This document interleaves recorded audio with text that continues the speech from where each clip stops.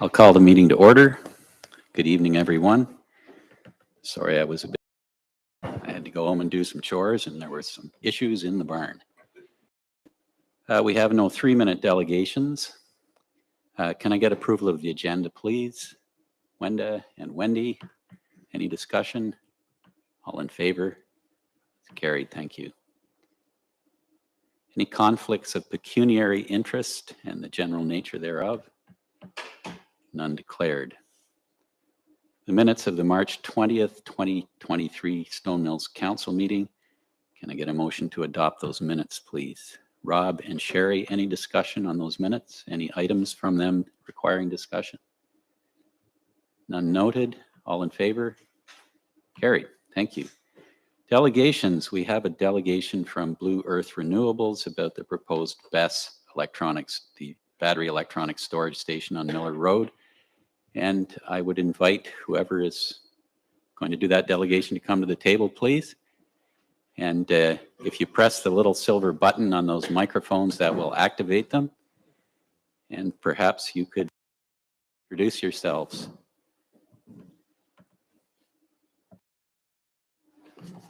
All right, well, thank you.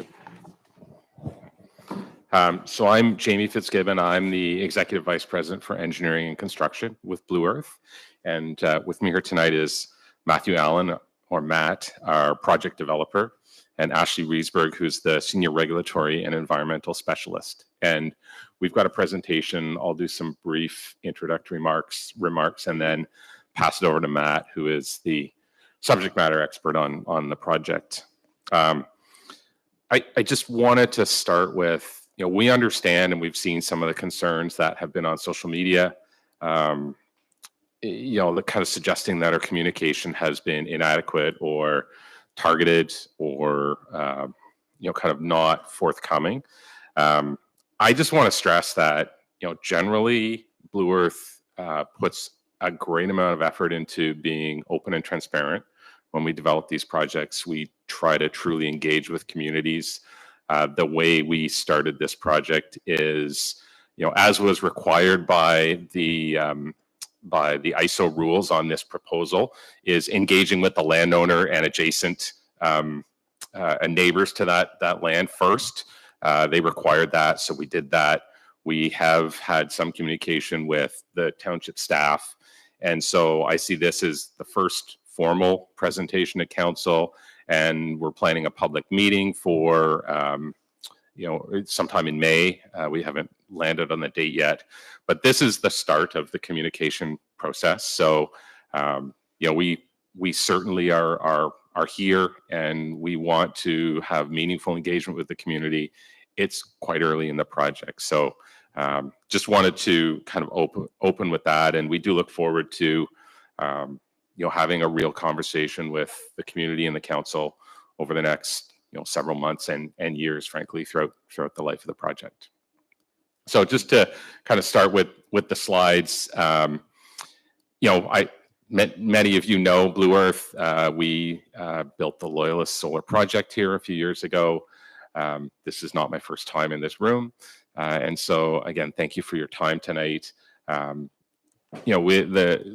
the slide says, we have over 1 gigawatt of projects in wind, solar, and run-of-river hydro in operation and in construction. We're 12 years old now, 13 years old now. Our team has a deep experience of renewables prior to Blue Earth. With Blue Earth, we have offices we're head office is Calgary. We have offices in North Vancouver, in Phoenix, Arizona, and in Guelph. So we do have a local office in Ontario. We do soup to nuts. We do greenfield development, permitting, regulatory, design, construction, operation, and maintenance. We have not yet had to reclaim a project, but ultimately we will do reclamation as well. And we have a well-capitalized and engaged owner. The last time we were here, we were fully owned by Ontario Teachers Pension Plan. They have subsequently sold us, and we're now under the ownership of a Dutch company that is deeply invested in renewables in North America as well as Europe. Next slide, please. And so, again, the last time we were here, there were far fewer dots on this map. I think the map is really just meant to illustrate our reach across North America, or Canada and the US. We're not in Mexico. We have many operating projects in Canada. We have a couple of operating projects in the United States and many more under development. We are just wrapping up construction of a 145 megawatt wind project near Drumheller, Alberta. So we are very active. We're continuing to grow. And the other thing that I think is different than the last time we were here, other than we did not have 150 employees then, we continue to grow.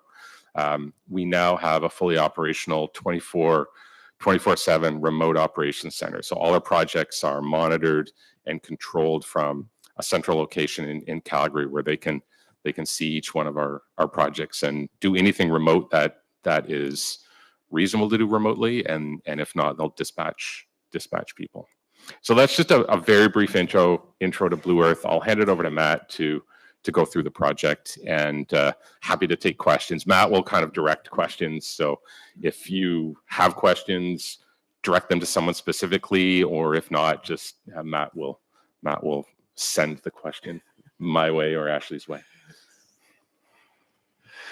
Thank you. So I guess why we're here, the Stone Mill Storage project, it's proposed to respond to the IESO, the Independent Electricity System Operators request for proposals. It's a procurement process that's coming in 2 stages, seeking 4,000 megawatts of new generation in the province. That's split between energy storage and new gas generation. And so we're participating in both processes. There's the expedited, which is the primary one that's in front of us right now, and that's what we're going forward with. And of that 4,000 megawatts, there's 2,500 megawatts they're seeking energy storage to. Now, it's not capped at the 2,500 megawatts. It could be greater depending on how the procurement depending on what's received by the proponents in the procurement. And so why this is needed in Ontario, the communications to date, it's the retirement of the Pickering nuclear facility, the refurbishments that are coming up of other nuclear facilities, and the new demand that's coming in the province in the next few years. So that's kind of the high level rationale for why energy storage is needed. Next slide, please. So as I mentioned before, there's the 2 procurement processes. There's the expedited, which is phrased ELT1, and that is a target in-service date of 2025 or 2026 in some instances. So they're eagerly trying to get participants to get a project ready for 2025. However, 2026 is an optional commercial operations date as well. The second procurement cycle, long-term 1 or LT1, it has a 2027 commercial operations date. So these are quite aggressive timelines that the ISO has put forward to, but a lot of proponents have put in place schedules and practices to achieve them. And as you can see, there's the breakdown of energy storage and natural gas generation.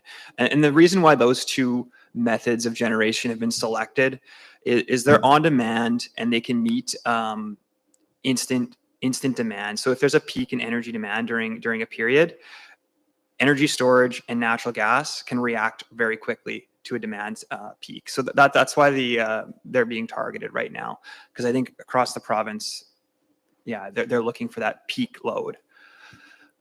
So that's kind of the overview of the 2 processes. Next slide, please. So we're getting into our project that we're proposing in the community of Stone Mills. So it's located 6 kilometers from Tamworth, just adjacent to our existing Loyalist substation. It's going to be a project that's 200 megawatts in size, or 800 megawatt hours. So it's going to hold energy for 4 hours and be able to dispatch for a 4-hour period. It's going to use the lithium iron phosphate technology of battery storage. And our target in service date is 2026. So we're electing to do a longer development period instead of trying to push this through for a 2025. We want it to take as much time as possible to make sure we're doing this project correctly. In terms, and then the other key point there is it's 21-year contract. So this project would be contracted till 2047. And then in terms of local benefits, there's everything you see on the slides there. There's employment, there's the tax benefits, there's the Community Vibrancy Fund, which is unique to Stone Mills, which is it outlines a lot of good processes for renewable development. And within that plan, and as well as Blue Earth's plan, there's decommissioning plan and security required. So a lot of key elements that protect the community. And then if you look, there's kind of a high level overview of the general area that we were targeting for this project. If you flip to the next slide. So this is our high level overview right now. This is our preliminary plan as we've only completed a high level of a development activity to date. But as you can see on the plan here, it's separated into kind of three parts. There's the actual battery containers where the storage of energy is actually housed. That's in the orange piece there. There's a substation which collects that energy and converts it so it's able to go onto the grid, and that would be our substation. And then there's the blue or highlighted box there, and that's the switching station that would do the interconnecting to the actual transmission system itself. And so that's how the energy goes from the battery banks to the grid. And so, as I guess reading from the slides, the energy storage system is where the really nuts and bolts of this facility are a part of, that orange area. That's where your batteries are located. That's where your inverters, your collection lines, and that's where kind of the actual facility is itself. Everything else you've probably seen before, just driving around. Outside of that, there's going to be a perimeter fence surrounding the site, an access road in and out of the facility, and that's kind of our proposal for the facility. So there will be a small 250-meter transmission line to connect this to the Hydro One system, and that's kind of the overview of how we plan to place it. Our intention right now is to keep everything on the back half of the property.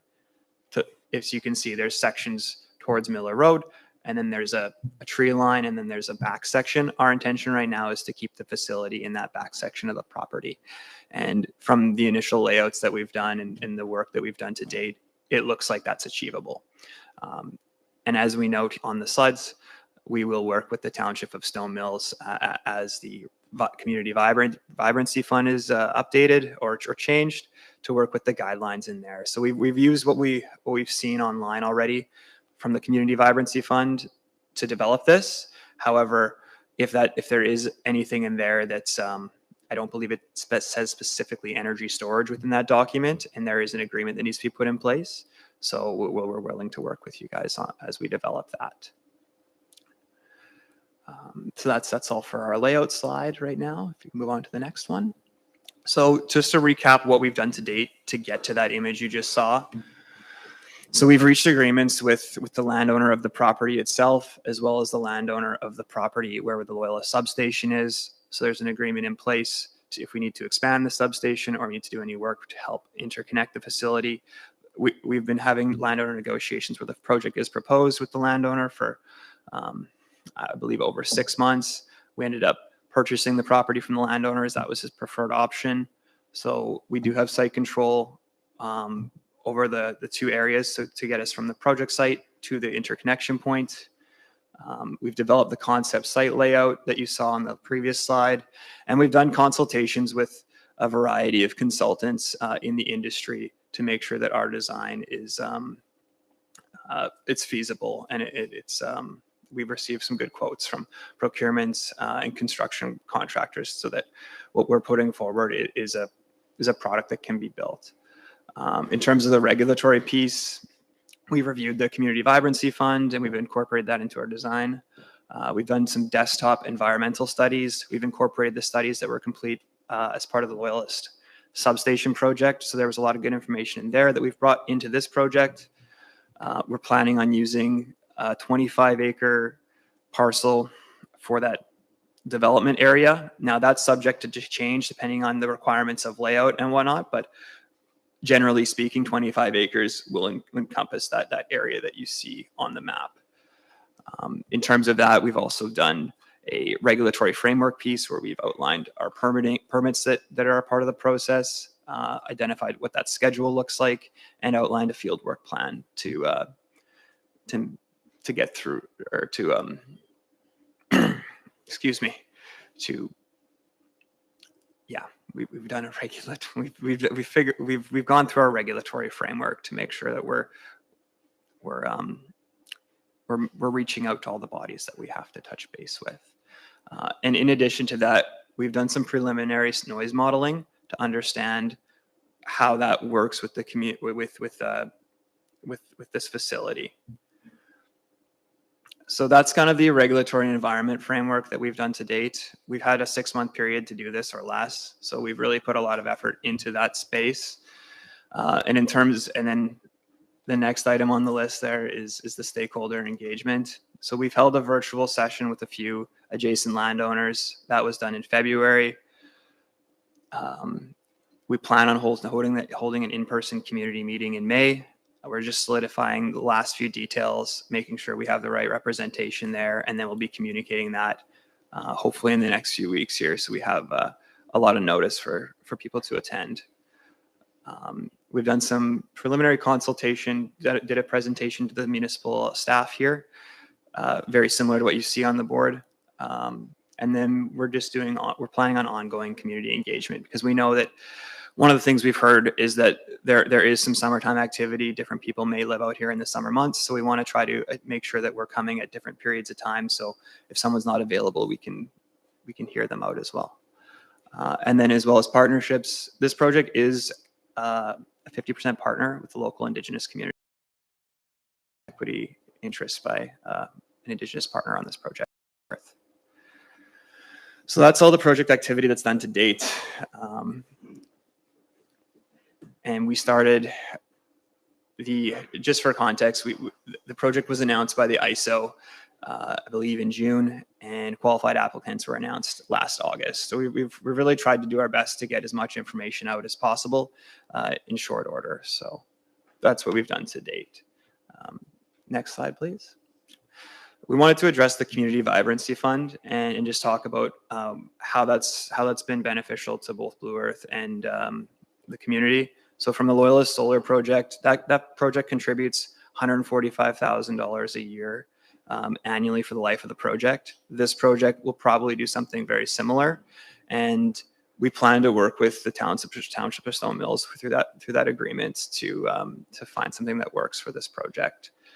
And that's kind of the piece here is one thing I've noticed. We do have a few projects in other areas of the province that we're looking at, and seeing the details and the work that Stone Mills has put in to develop this, it's really encouraging to see as a developer having clear guidelines and rules set out. So I'm really happy to see that in the community. Thank you. The next slide, please. So in terms, just to build off of who we are as Blue Earth, in terms of community benefits and community engagement. So as a part of this project, like I mentioned on a previous slide, there'll be employment opportunities throughout the construction period. Now those are temporary jobs. We'll be planning to add to our existing Loyalist operations staff. I believe the intention is to add one new permanent full-time employee if this project moves forward. There's the new investment in the community. There's municipal tax revenue. There's Community Vibrancy Fund. And the last piece is this should add grid stability.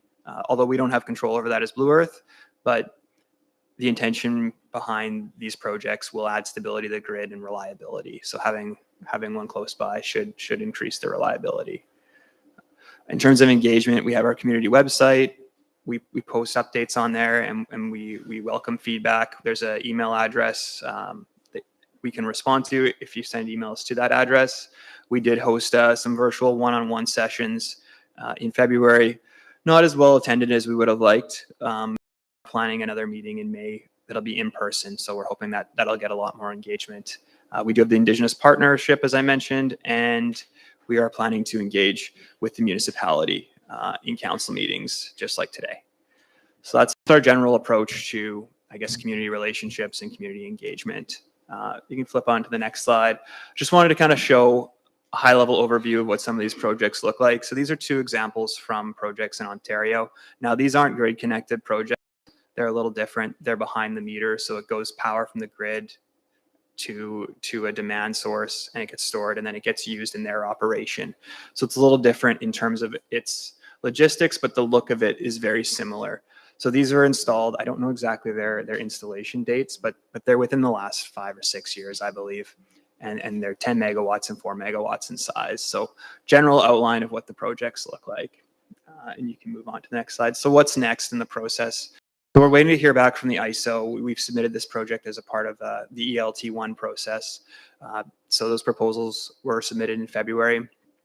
We were originally hoping to hear back on our proposal May 1st, but it sounds like that process may be a bit delayed. We don't have indication if May 1st will be upheld or if it may leak into June. There was indication that it might leak into June. So we'll on that piece of what we're planning to do on the actual site itself. We're going to start environmental field studies in May to understand that desktop work and those desktop environmental studies that confirm the results from that and go through the full environmental process. So that'll start in May. The other piece is our community meeting. We're planning on hosting that in mid-May. And right now we should be hosting that, I believe, in Tamworth at the arena. So I've had some communications with Alan Fenwick just to confirm availability and times. Right now we're just finalizing the details so we can nail down the date and then communicate externally to the public. And then last but not least, I guess it says our commercial operations date. We are planning early 2026. We want to give us as much time as possible to get this in. But last but not least, please, we want to say we do try to keep our website up to date. So we're planning on putting up regular updates on that webpage, and we welcome feedback. There's an email, I believe it's projects@blueearth.ca. We welcome feedback at that email address, and we try to respond to things as quickly as we can. So that's the presentation today. I thank you for your time. Thank you for having us, and we're open to have questions if anyone has questions. Thank you, Matt and James, although you haven't had to say anything yet, but you're here. So as you can imagine, there are community concerns, mostly from the people in the immediate area, but also from the wider community. I just want to say a couple of things from a preliminary standpoint. I certainly understand, and I think council does as well, and I think probably community members do, that moving away from fossil fuels is something that's critical in the next 30 to 40 years. And as such, if we're going to be relying more on renewables, we need backup storage. I think people understand that. What's of concern to the community, among other things, is that the province has issued this RFP and hasn't communicated anything to municipalities about what are the parameters of this technology. Are there specific setbacks we should be looking at? What should municipalities consider? So we're kind of flying blind, and the community is as well. So having said that, as a sort of preliminary comment, I would also say that it's council's responsibility to be objective and fair. Nobody's got their mind made up here. At least I hope nobody does, or if they also. Our responsibility is also to listen to the concerns of our citizens. These are sort of motherhood statements, but I want to lay that out right away. Council is not acting as an advocate here, one way or the other. We're here to listen, deliberate, and eventually make decisions. We won't be making any decisions tonight. It's not an open public meeting, so people in the audience will have an opportunity to voice their concerns directly when you have your public meeting. They've certainly already voiced their concerns to councillors through emails and conversations, and to staff as well. So having said all that, I will open it up to council at this point, just to start asking some of the questions that are on our minds and on the minds of the community. I don't want to get too much into the weeds on technical details here. We could be here for hours, but let's go through some of the main concerns, just so the folks from Blue Earth know the kind of things that they're going to have to respond to. Sherry, do you want to start? Thank you. I'm just curious if you have another project of this size that we could learn from or read about. In terms of Blue Earth or any kind of development? I see the pictures in there were 4 megawatt and 10, something like that. Do you have any, is it 200 that you're proposing? 200 for this site. Yeah. So that's something we can look into and provide back to you. The proponent, the battery supplier that we're looking at right now, the current technology we're proposing, they have 550 megawatts installed currently, with about 550 being like in construction right now. So it is a relatively new technology. We did have a few examples of 50 megawatt facilities, but we can take that back and we can provide you with a specific example as close to 200 as we can, if that's something that can, yeah. And we're doing a visual impact analysis of the project, which is going to give an idea for everyone of what this project will actually look like in that area. And so we'll be sharing that with the public once it's completed. So we're thinking the next couple of weeks. Yeah. Okay, someone else? Doug, go ahead. Yeah. I think John prefaced this very well. We're here, our job, our role is to do what's best for the ratepayers of Stone Mills, okay? And of course, some of you know us as we know some of you, as we went through this a few years ago, okay? And I would like to talk about that experience, okay? As it relates to this experience. A few years ago, we were presented with the Loyalist Project, and we were asked for our approval up front. Concept was excellent, and we gave our approval. And unfortunately, for the next couple of years, it seemed like we were trying to hit a moving target. The concept kept changing, okay? So what we had agreed to originally and what we end up with was two different things, okay? That caused a lot of constipation, I'm going to say, in the community, okay? Caused us a lot of heartache also, because we continually were trying to resolve issues, okay, that we didn't realize we were going to have at the start. Okay. We, as John mentioned, we know the importance of this project. We know that in the next 25 years, the province of Ontario has to double its electricity capabilities. And quite honestly, they don't know how they're going to do it. Okay. It's going to be a combination of anything and everything that they can throw together in the kitchen sink. We want the best for Stone Mills. And to get the best, we need to be able to work with reliable partners that aren't going to be changing the scope or the base every time we turn around. And I'm emphasizing this project because, Matt, about 3 times in your speech, you mentioned words that kind of said to me, well, this could change, you know, and I'm going to tell you that's an issue. We need the information out front to deal with it, of what the expected plans are. And if there's any possibility of change, we also need to know that now, not after we've given an approval or turned it down, okay? So I'm just telling you that right up front for your own best interest, you know, to deal with us as strong and fairly as you can. The community has a lot of questions, more questions than I know you are going to even try to answer here tonight, okay? But I would like to say that if we can forward all those questions to you, can we rely on an answer back on each and every one of those questions? Now, some of those questions basically are redundant. There's questions we dealt with on the previous Blue Earth, things like that. But they need to be answered because the people asking the questions didn't ask those questions or weren't involved in the previous project. So it's new to them. So they need to understand it. And in particular, of the number 1, 2 concern is fire and the environment. So we really need some answers on the NFPA statements around what happened in Arizona, what the new training processes are and everything. We need that close workmanship with our fire chief and deputy chief in that. But we need the answers to all those questions. And I would hope that you could do that for us at the next time we meet.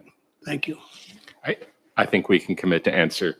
I think we can commit to answer every question that comes through as best we can. I do want to say, because I share I was part of that loyalist process as well.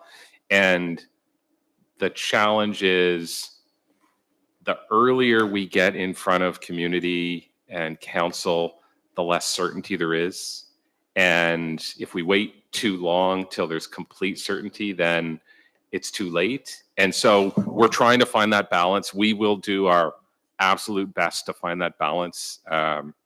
I suffered from constipation from that loyalist experience as well, and do not want to repeat that. I think we've learned a tremendous amount from that, about not just about Blue Earth, but about this community and what is important.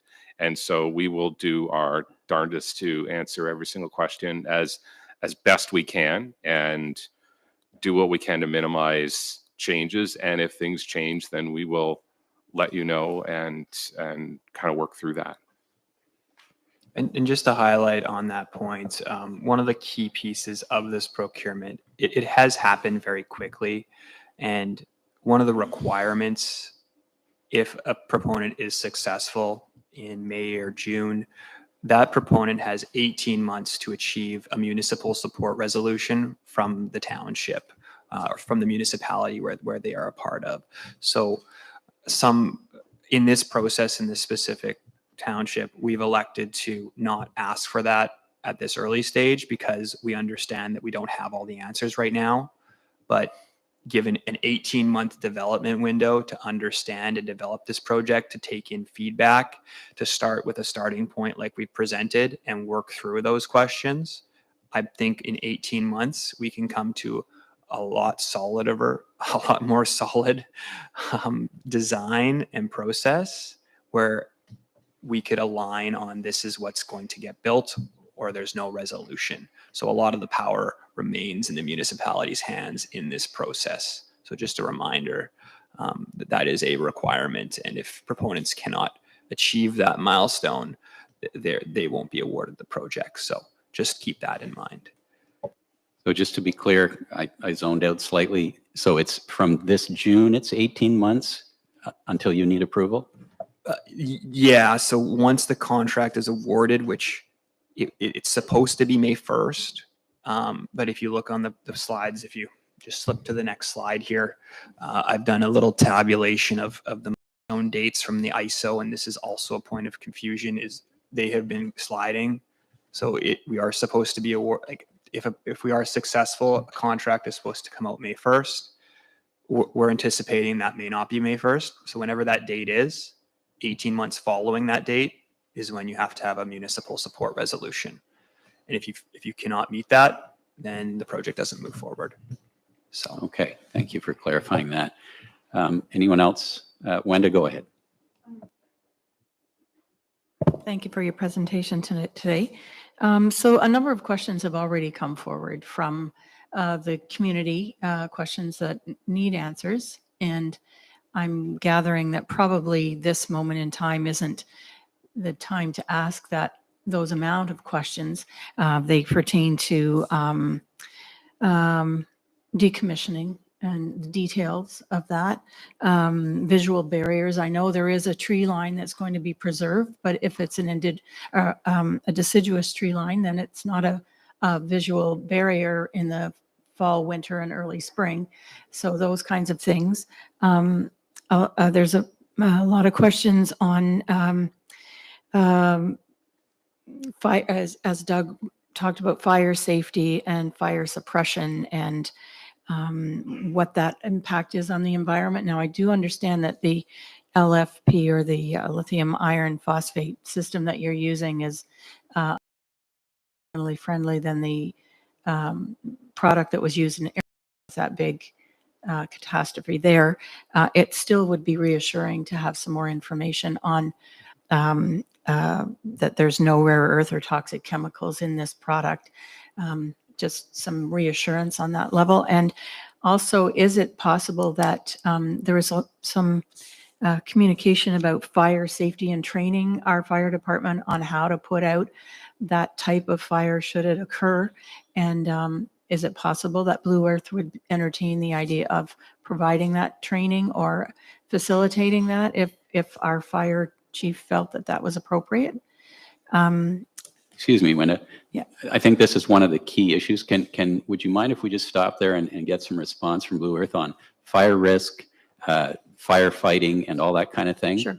Do you mind? No, Yeah. not at all. Do you want to address the fire concerns? Sure. I mean, I can start. Matt jump in as well. As you pointed out, the LFP, the lithium iron phosphate, are significantly different from kind of the previous generation of lithium magnesium something. And they are, for one, there's no liquid in these batteries. They're solid state. So it's not like your car battery that has a liquid. It's a solid electrolyte. The LFP batteries, I've seen different numbers, but they don't spontaneously ignite like the other lithium-ion batteries. They need kind of somewhere from 200 to 270 Celsius to actually ignite.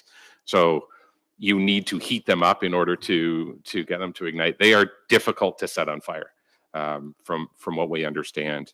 And so there's just through technology selection, there is a substantially lower risk where you don't see the kinds of events that you refer to in Arizona. And what our vice president of operations, he's a volunteer firefighter in his community, and like they don't put out Tesla fires; they just let them burn.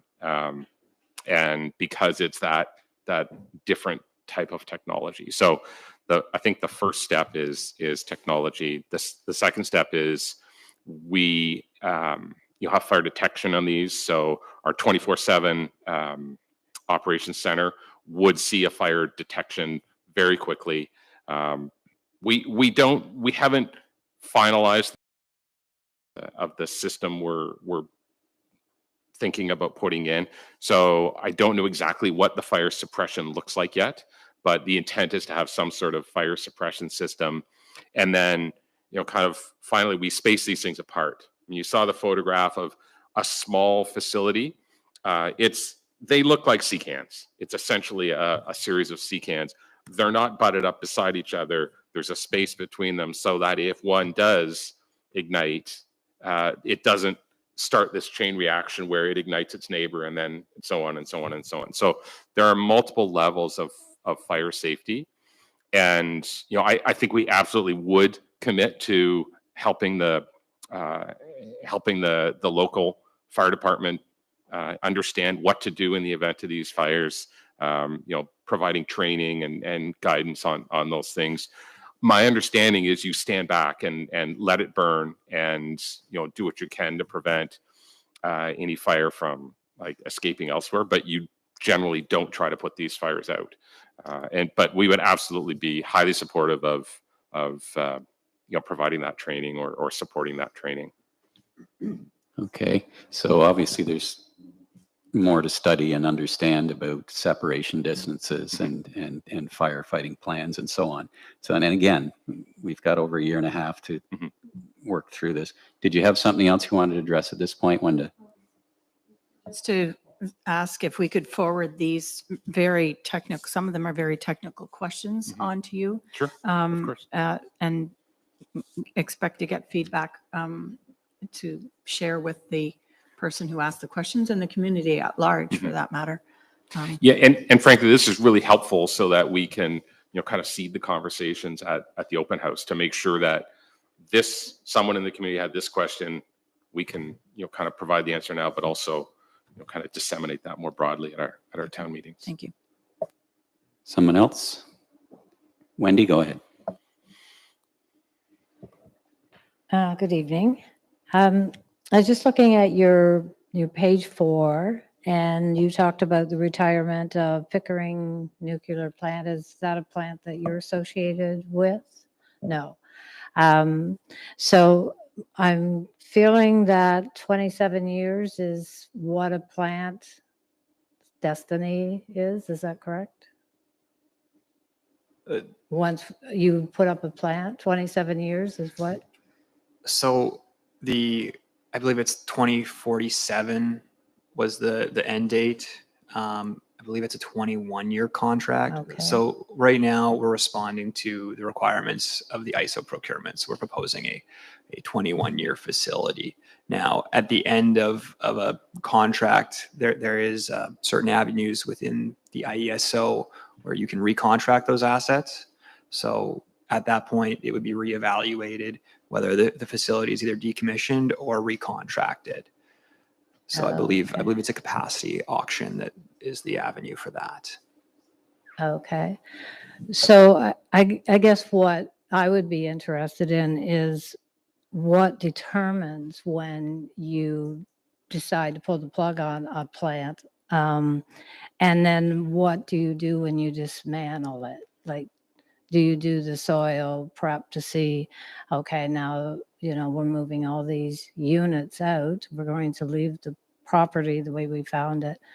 Do you check the soil? I just wonder if you could give us some clarity in your proposal when you're giving us more information on how it might be dismantled or how it might be prolonged. Okay, our first contract was 21 years and we would like to go another 10. Maybe just some information about how that might look when you're presenting back to us, or whatever you can give us now too. Okay, I can generally respond to that. Those two questions. So in terms of the recontracting, the one of the things to know about these energy storage facilities is the batteries themselves, they do degrade over time. So within the layout that you saw there, that is actually the ultimate footprint of the project. Over time, we will have to add batteries to the project to keep the capacity level at the contracted level. So as it goes with time, it actually gets less storage, kind of like any battery, it's going to degrade over time. So at the end of the contract life, us as a company will have to make a decision if the investment makes sense to add in more capacity to the facility, to enter into that capacity auction. And because that's a 21-year time frame away, and we don't have a full understanding of what that degradation profile is going to look like right now, the investment level of what we'll have to put forward and what the power market will look like at that time, it's very hard to predict. Right now, we would love to participate. We'd love to keep going. I think every facility that puts forward, wants to extend beyond their initial life, but it's a decision that needs to be made at that time. So that's the best answer I can give you right now. In terms of the decommissioning plan, generally speaking, all of Blue Earth's projects, we remove all the above ground facilities. And Ashley, you can correct me if I'm wrong, but there's a certain depth below grade that we reclaim to, or we return the surface back to its original, I guess, soil type. So that's something we'd commit to here. The other piece is if this does follow a similar community vibrancy fund that Loyalist Solar followed, there are security requirements at different ages of the project where we have to put up capital to uphold that commitment to the community. So there is an additional reassurance there with Stone Mills to make sure that we are doing what we say we're going to do. Okay. Crystal Lee, go ahead.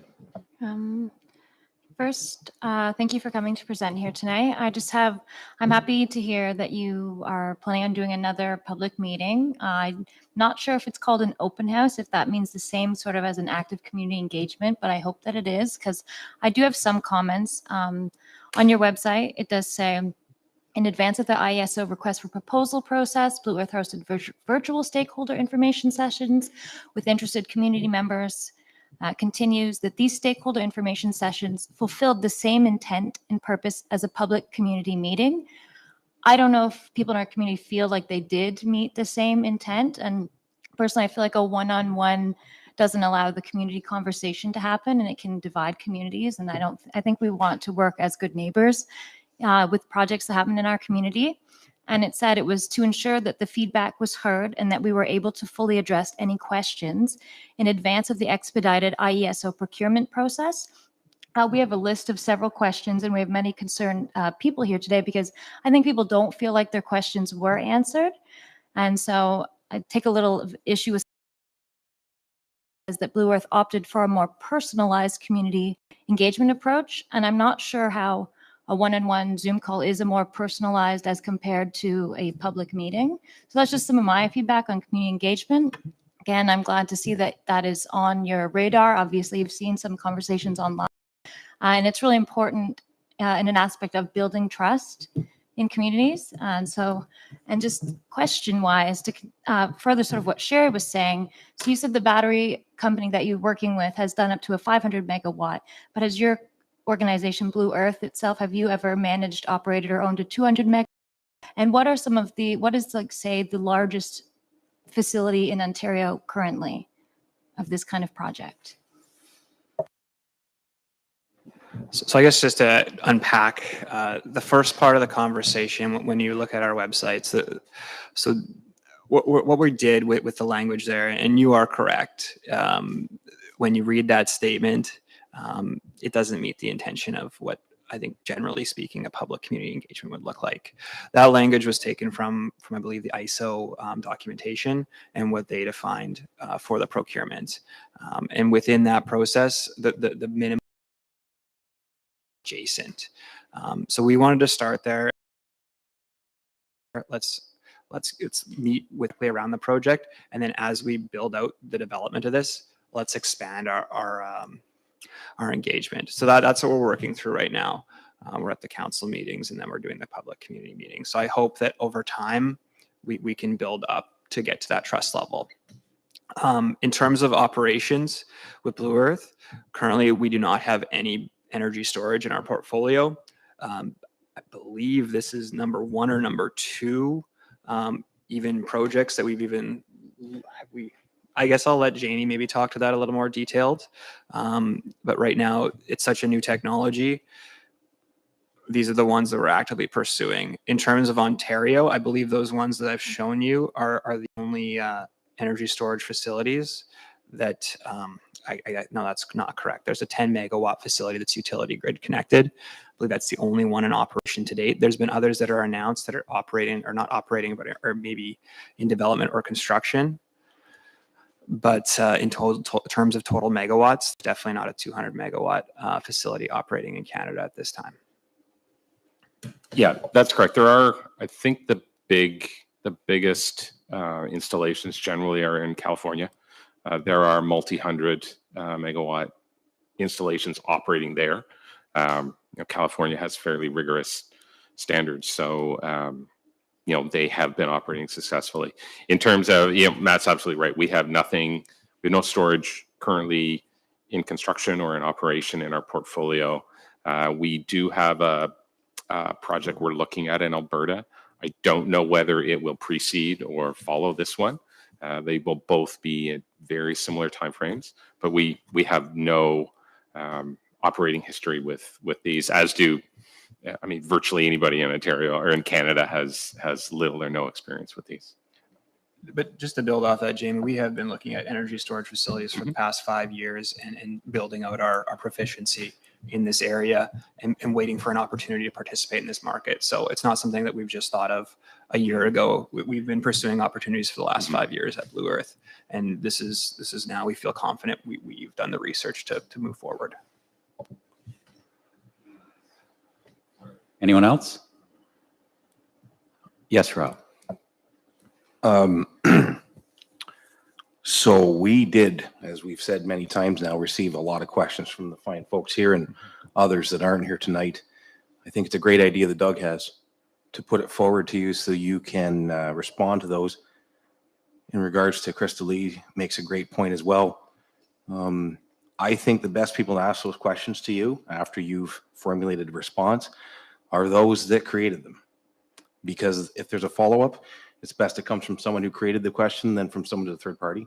I don't want anything lost in translation, so it's a great idea, Doug. Thank you for that. I want you to understand something. I had an opportunity to sit with some of the folks in the audience here at a kitchen table when they asked me to attend a meeting. And I sat with them and I listened to them and their concerns and the approach that they received. When we had Abundant come to us, they spoke to us. They had a public consultation. They did everything. It was all out there. It didn't appear to be anything hidden. It's kosher or regulatory. It didn't go well. I really want you to know that. And you can hear the emotion in my voice because it's there. Okay. These folks behind us, they're scared to death, but they're also reserving judgment. Judgment that you probably need, including everyone here. So I just want you to know that you got some work to do. That's it. Anyone else? Yes, Wenda. Just a couple of questions.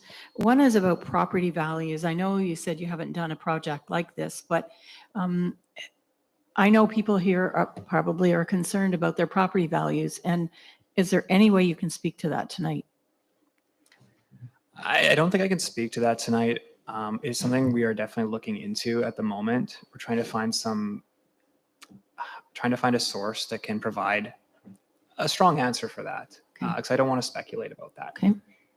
But I mean, that's specific to storage. And again, I think we kind of outlined that there are very, very few of these projects. There was a large study, I believe it was in the US. I don't think it extended into Canada, where they looked at all types of renewable projects, so wind and solar, and tried to identify, was there any change in property value pre and post these, and found no evidence that there was movement in property value as a result of renewable projects. So we can't say there are studies that say battery storage projects will not affect property values.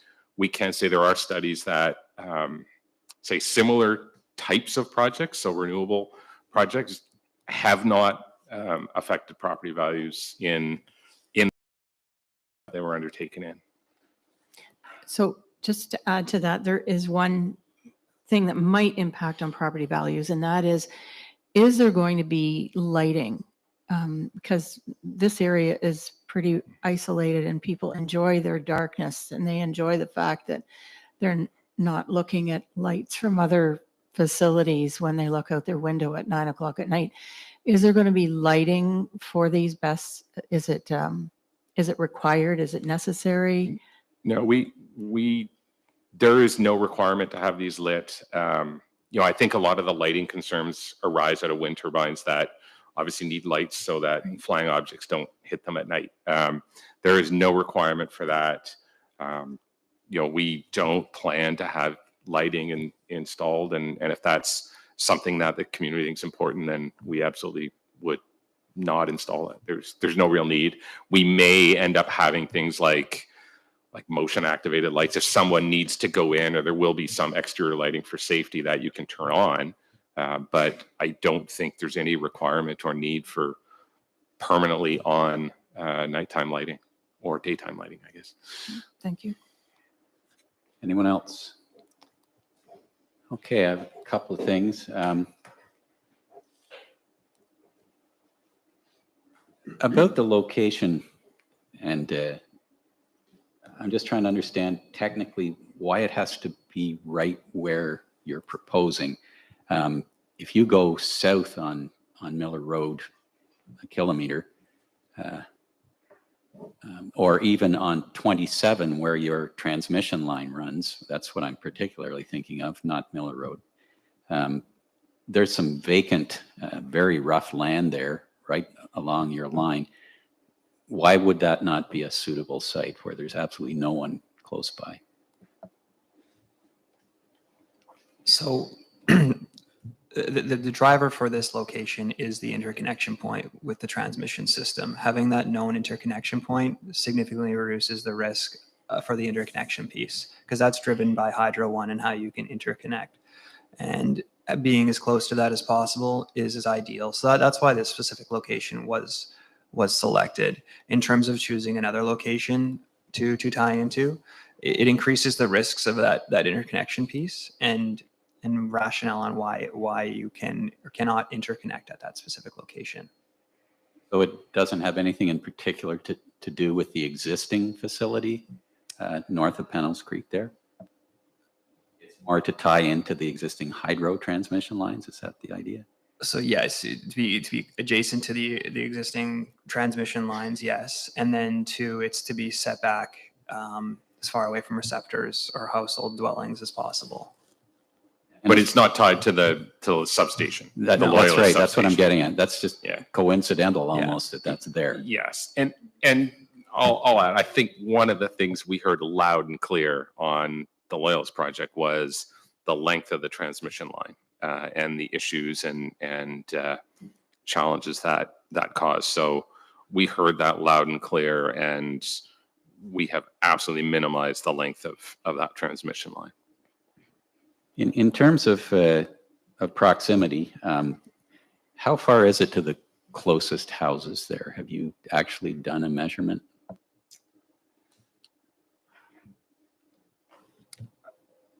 Oh, we do have studies. Our noise studies do have the actual distances measured out, but I don't know offhand. Okay, and that segues nicely into noise. I've heard from one of the closer residents there that the existing substation does get quite noisy at times. That may vary to the point where the resident outside in the evenings wears headphones. When you're doing noise studies, does it take into account already existing levels of noise and how much this one, I don't know, do the batteries buzz? Does the transmission process create buzz? I'm just wondering, is noise being stacked on noise here? Ashley, do you want to take this one? Sure. So we are following the provincial regulations for this, which do not require cumulative noise to be considered. But should we have to do a post-construction or a post-construction noise assessment, we would be required to be in compliance with the 40 dBA at night. So we have done 6 modeling iterations to make sure that we're in compliance with this project and are taking all sorts of mitigation into consideration to make sure that no one hears this project. Okay, thank you. In terms of, you mentioned that studies for the existing substation took a look at the immediate environmental issues. There's some wetland there. There's obviously the creek. I don't know if you did a species at risk then. How much more do you anticipate having to do for this project? So we're kicking off fieldwork starting this May, and then based on what we find, that'll kind of determine the extent to which we study. So what we are looking at, habitat, endangered species, wetlands, that's top of mind for us. That's feedback that we heard from the community, and we'll be working with the Quinte Conservation Authority on this as well. And so, we're going to, the next step after May is, that's the initial habitat assessment, and then that informs the future fieldwork that will be completed there. We'll also be doing hydrology studies and geotechnical studies, which will inform the stormwater management design and just make sure that we're not negatively impacting the surrounding area and Salmon River. Thank you. In terms of property values, and this is just me brainstorming, I wonder if something that you could consider, at least for properties that are in, I don't know, 200-300 meters, that's to be determined, could be assessed by a real estate agent to determine their current market value without the BESS existing. Keep that on file, update it as necessary. And supposing someone wants to sell, within the next 3 or 4 years, whatever, and the BESS has gone ahead, if it sells for, some percentage under that assessed market value, you would make up the difference to that property owner. Just something to consider, because there isn't a decent study, as you said, but that's a real world possibility. I mean, if I'm looking at buying a rural property in Stone Mills and there's no 200 megawatts of batteries 200 meters away, I'm likely to offer more than I would if there is 200 megawatts of batteries a couple hundred meters away. So that could just be a benchmarking process for you, and it wouldn't cost very much. It's a few $100 to do a market value assessment. That's just an idea for you to consider. As has been mentioned, there are many specific questions about groundwater, about all these sorts of things, which I know you are already working on and probably can't provide specific detailed answers. So it's good to hear that there's a year and a half or a bit more timeline to go through to address these issues, to remain engaged, which I'm taking you at your word that you will be. I do sympathize to a certain extent with the consultation process. When we had the solar and transmission line issues, you were damned because you came to the township first and not to the individual property owners. Now you're damned because you tried to go to the individual property owners instead of doing what you're doing tonight. So you're damned if you do, damned if you don't. But at least the process is now, I think, underway. We're seeing each other. Our residents are here. I'm sure they'll be here in May at your Tamworth open meeting, and so will council, I have no doubt. So the process has begun. Is there anything you wish to say in closing? Doug, you have something?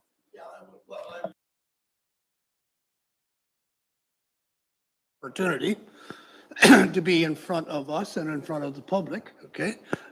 And we all understood that we wouldn't get the questions answered tonight. So like I said earlier, I'd like to propose that we move the receipt of the information tonight, and that along with it, that we collect, gather, and or formulate the questions and have them sent to Blue Earth no later than next week. And that gives the opportunity for the audience, if they've heard something tonight, to ask a new question, they can, and forward into staff. And we will put all of these questions that we have from everybody into a package, and we would forward it to you. So I would make that motion that we receive it and gather that information, those questions. You're seconding that, Sherry? Any further discussion? Did you want to say anything to close? No, other than thank you. And yes, this is the first meeting. It is not the last by any stretch. So I don't think you need to feel like, and I don't think you do, but I will state it for the record, don't feel like you need to get all your questions in the next 7 days. Otherwise, you don't get them answered. This is a long process. We intend to engage with the community at multiple points, at multiple times, in multiple ways. And so please don't think this is your only opportunity. We are here to answer your questions and have a meaningful conversation over the next 18 months and beyond. Thanks, James, Matt, and Ashley.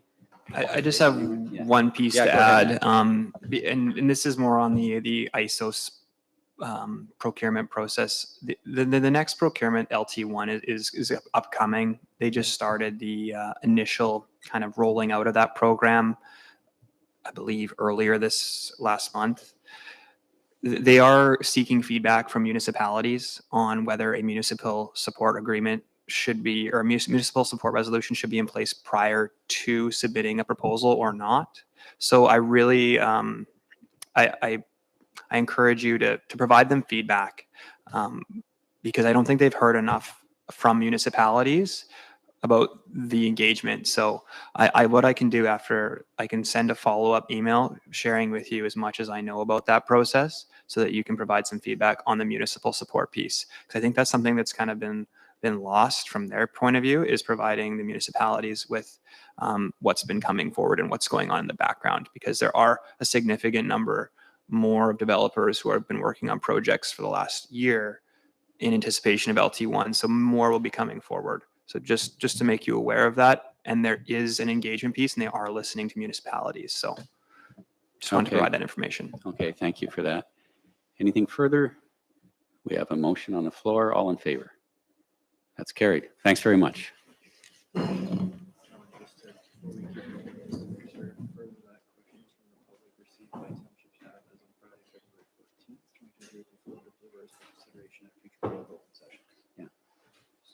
that's the motion. Yeah. Yeah. There's some questions. I read it out to John. Yeah. Okay. Bylaws and resolutions. We have our bylaw to adopt the 2023 Stone Mills Township municipal budget. This will be the third reading. The motion is that the bylaw to establish tax rate and budget be read a third time and pass this third day of April 2023. Can I get a mover, please? Crystal Lee and Sherry. Any discussion? Well, it's been a difficult process this year to get a budget that doesn't raise our spending requirements through the roof and still maintain services. I think we found an appropriate compromise. It's come in at about what percentage increase, that, Christina?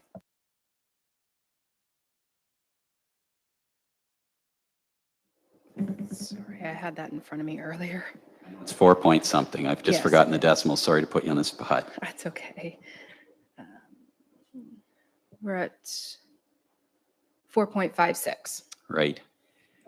And that's compared to some municipalities that are looking for increases of almost double that. So I think staff and council have done a pretty good job.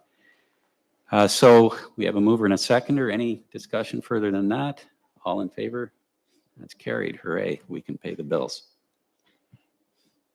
Staff reports. Chief Building Inspector Detler, Stone Mills Recreation Center, pickleball. Alan, are you going to speak to this? Alan and Jake, whichever one of you wants to, go ahead. Yeah, through you, Reeve Wise, something that we've been working on. Actually, Councillor McDonald was out to a pickleball meeting. We've had several enthusiastic meetings for the last month or so with really a sport that's taken the world on, by fire. This pickleball, apparently, it's just addictive, and once you play it, that's all you think about. And anyways, it's just unbelievable. I mean, I think we had like 30 people here at the initial meeting, kind of sitting around a round table just like this and kind of hash out what this is going to look like. And kind of the rough ideas are kind of written into this report. And we just thought maybe we'd go ahead and inform council about what this new initiative looks like. And I think it's going to be really well attended. We've got kind of 3 different sessions per week lined up. It's kind of meant for not just, there's some sort of weekday sessions and some like Saturday and evening sessions for people who obviously work during weekdays. And so it's meant for, adults, both retirees and non-retirees. So, and we think it's going to be something that makes use of space at the arena that kind of sat dark and empty for many years. And if we can start it with kind of what I'd call a moderately priced recreation leisure, and then maybe, in the future years, we can make some money off of, like I said, kind of underutilized areas. I think we did a pretty good job explaining what we're going to look like here. I just wonder if council had any questions. Any questions from council? Yes, Wendy, go ahead. First, I want to congratulate and thank you for all your hard work and listening to the people that did come out. You guys were amazing. And they were very helpful for you to get some information from too. I do want to let you know too that a lot of those people did volunteer, and I think you picked up some of the volunteers to help open it up and close it up and take some money, so that there won't be a burden on the staff, and so that's wonderful as well. I do have a question. You did mention at one of the meetings about putting down a cement pad in the Arker. So we have Tamworth that is closed in, which is wonderful. So rainy days still be able to play.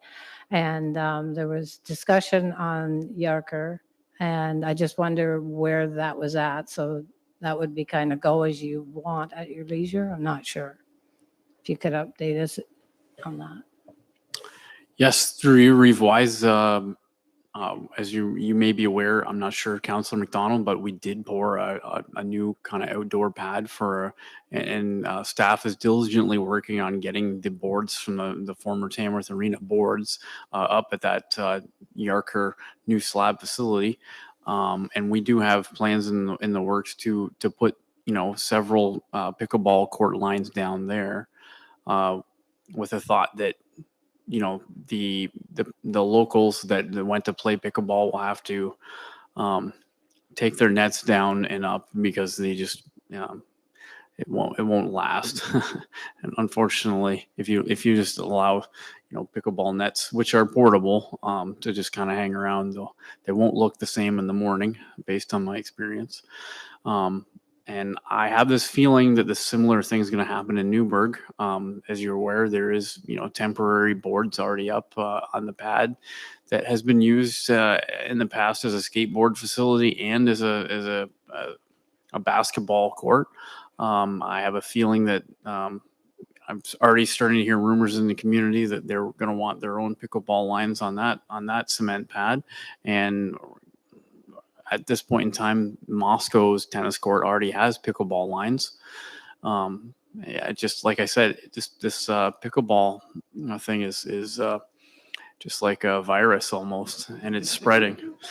And every community wants in on it right now. So yeah, I think there's going to be some pickleball lines, kind of. We could have them out here in the parking lot here soon. I mean, everybody just wants in on it. So yeah. But yeah, there is going to be lines sooner than later. We were just trying to get the Tamworth Arena thing sorted out, which is a pretty, it's an important initiative, and I hope it's obviously being inside. It's going to be all weather situations, whereas the outdoor courts are kind of limited. Obviously, if it's raining, you're not playing, and if it's windy as well, you're probably not playing either. So. Yeah, anyways, but yeah, there will be lines in Yarker as well. So, Any further questions or comments? I should have got a motion to receive that initially. Wenda, and all in favor? That's carried. Thank you. And we also have a staff report update on the Tamworth Skateboard Park. I'll wait and do a motion to receive that afterwards too. So Jake, what's the latest on the skateboard park? yeah, so right now, through your Reeve Wise, there is kind of a few more small pours to be made, and a few more ramps to be poured, and then the top sort of slab area, the main pour will be done after half loads. Right now, with half loads, it can be difficult, and it's a lot of, if you're going to do a significant pour, you might better wait until you can get the full load of concrete on a truck. It's just not really great in terms of costs. So but yeah, half loads come off in May 1st, and I assume that not long after that main slab will be finished, and then hopefully that skateboard park will be opened shortly thereafter, and the dream will be realized. So We can actually have it in use for the summer. Yeah, that's great. Any questions for Jake or Alan on the skateboard park? Can I get a mover to receive that report? Sherry and Crystal Lee, all in favor? That's carried. Thanks, guys. Okay. New business and statements from members. Initially, under this section, we've got Jason is going to talk to us about industrial community improvement plan for the township. Go ahead, Jason. Thank you, Reeve Wise. Yeah, so I apologize. There's no staff report accompanying this item on this evening's agenda. It's something that was somewhat of a late addition. However, from what we understand, as you may or may not be aware, the County of Lennox and Addington is primarily the economic development driver in our jurisdiction, as well as our 4 lower tiers that are all sort of under that umbrella. We have seen some very significant economic initiatives occur within our county. Most known, the EV charging plant that's developed in Loyalist Township. as well as Latham Pools in Loyalist Township. And we understand at the sort of the two-tier system, the upper tier, the county level, they're unable to pass a community improvement plan, but at the local level, you're able to offer financial incentives through, for example, tax deferral or tax rebate for land that you might see as being beneficial to your community. So I understand that that's been completed in Loyalist Township, for example, and we've seen some successes. So what we've brought forward this evening is this new business item that would direct staff to give some consideration and investigation into the opportunity of establishing an industrial focused community improvement plan for us here in the Township of Stone Mills, with the hopes that that can spur some development along our Goodyear Road Industrial Park that is currently sitting idle.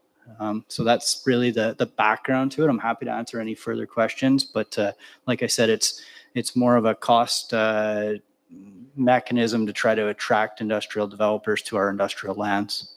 Thank you. Questions for Jason? Yes, Wenda.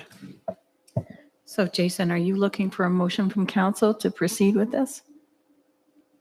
Yeah, through your Eve Wise, my request would be that council support staff in investigating and returning to a future subsequent meeting with some information related to a draft community improvement plan for industrial type purposes. Okay, I'll move that. Doug seconds. Any further discussion? Yes, Doug. The fact that Jason touched on the fact that Loyalist has this, it's important that all of the lower tiers, especially the ones at the bottom end of the county, Napanee and ourselves, join in this so that we present a united front. We need to be aware of the fact that we're halfway between Montreal and Toronto and very close by to a border crossing. And we also have very economically priced land compared to the GTA. And also we have an excellent workforce in Canada and in this area. So it's important that we present a united front. And I think that's why we need to proceed with this. Thank you. Anyone else? All in favor? That's carried. Thank you. Anyone else have new business or statements? Wendy, go ahead. So I just wanted to bring you up to date that we received an invitation from Seniors Outreach Services, and Crystal Lee and myself attended on March 27th.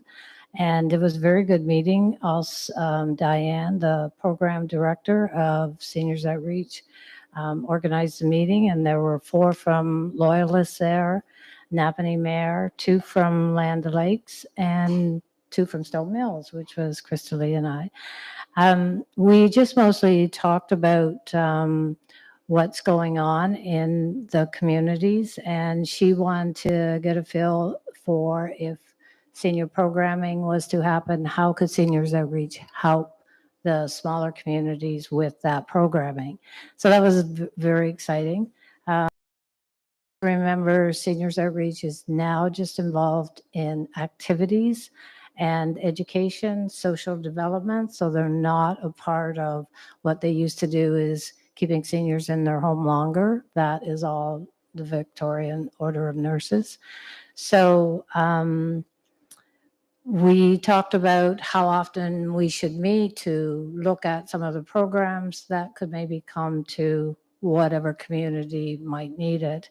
And so going forward, we are going to look at next steps as surveying, and Seniors Outreach is going to help us to develop surveys for the communities, not just one, but maybe things that are going on in Yarker, we don't want going on in Tamworth. We might want something different.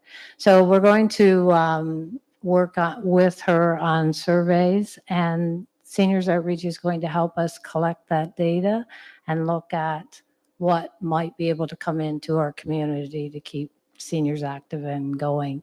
It's not so much seniors, we call them adult seniors now. We're trying to change it. So data collection, what they're able to do is find out how many people that live in our area go to the services they offer in Napanee. So we'll be able to see how many people from Yarker maybe go to a certain program. And so is that a program that maybe we should be offering in Yarker, and Seniors Outreach Services would work with us to maybe provide that? So there's still lots of discussion to be done. And I don't know if Krista Lee wants to add anything to it, but I feel this is a good time for this as we go on to look at our strategic planning in the near future and how recreation might help our older adults. So I'm very excited to continue on and bring you back reports on this. Did you want to add something, Krista Lee? I don't have much to add other than that. It was very positive. It was definitely like a first step, and doing that kind of survey to get information and see where we go next. She was very happy to offer in any way that she can, and like how could we use existing buildings and spaces that we have and put them to use in off hours or when they're underutilized and that kind of thing. And so we both found it to be a very positive beginning to opportunities. So. Well, thank you, and thank you for attending that. It's very important. Doug? Yeah, I'd just like to comment on the, at 3 o'clock this afternoon, Township Council and some staff had the opportunity to preview the 8 units at Tamworth. And we were amazed, to be quite honest with you. Those units were built in conjunction with the county and the Township of Stone Mills. They wouldn't have happened if it hadn't been a joint project with us. We built the road and donated the land. They come up with the rest of the money. The units, there's 8 of them. 2 of them are completely accessible for, they're all accessible for handicap, but 2 of them are designed for handicapped people completely, for wheelchairs and that have to be in there all the time. They're 750 square feet, and they are each unit, and they're amazing. Compared to what social services normally provides, they are almost double the size of the standard unit. I don't think anybody in this audience would be ashamed to live in it, to be quite honest with you. I even tried to put my name forward, but they wouldn't take it. Okay, they're nice places. The best part of it was we don't know exactly of all 8 residents, but what we know so far, the offers that have been made are all to local residents. So it'll be people from the community that will enjoy the facility in the community. And I think it's something that everybody should take a look at when the opportunity comes. It's quite a pleasant place. Thank you. Thanks, Doug. And the funding for that social housing project was federal, provincial, and county, with Stone Mills providing funding in kind through, as Doug said, building the road. And so it's definitely a community effort. The original budget was about $2 million. Unfortunately, with the tremendous inflationary pressure over the last few years on materials and so on, we didn't get any bids that were under about $3 million. So luckily, because of the prudent management of the county, we had reserves that covered the extra $1 million to complete that project. So that's when people complain about, oh, you've got all that money. That's what it's there for, is things like that. It comes back to the community eventually. So just from a technical standpoint, these buildings are all heated by electricity, just tiny little baseboard heaters, because the ceilings are R80 and the walls are R60, and they're really tight. They're going to be heated for a very, very low amount with low carbon energy. So all around, I'm really proud of that project. Anyone else? Statements from members? Rob? Just a quick comment to that.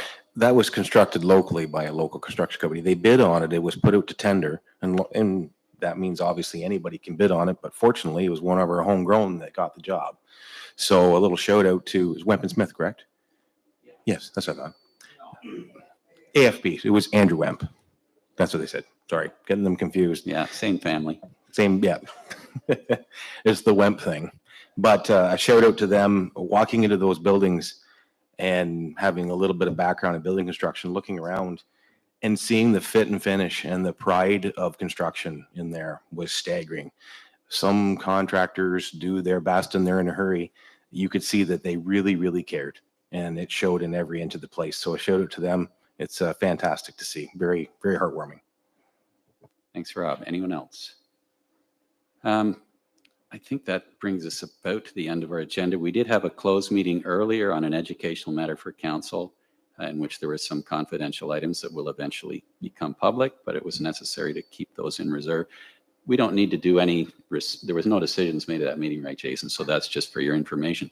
So at this point, I need someone to move a confirming bylaw of the proceedings. Sherry and Wenda, all in favor? That's carried. I need someone to move adjournment. Crystal Lee and all in favor? That's carried. Thank you for coming. Good evening.